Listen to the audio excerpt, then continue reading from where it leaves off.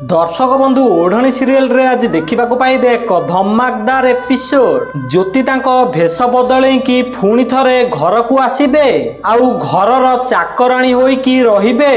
ज्योति ओढ़णा पकईकि घर को आसीथिबे आउ तांकु देखिकी मोहिनी कहबो तो मुहरु तो ओढ़णा काढे। तापर ज्योति कहिबे मु मो ओढ़णा उठेई पारिबिनी, मो सासु मते मना करिसंती पर लोकंक सामना रे ओढ़णा खोलिबा पई। आउ मु जदी मो ओढ़णा खोली देबी ताहले मो स्वामी मते घरु बाहर करदेबे। ज्योतिंक कथा सुनिकी भद्रा देवी कहिबे किए तो जणे अछि निज सासु घर लोकंक इज्जत करूची। तापर मोहिनी कहिबो ठीक कहिसंती मा ठाकुराणी, आउ गोटे आम बोहू धोखा देकी बाहा हला आउ एबे निज स्वामी को धोखा देकी चाली गला।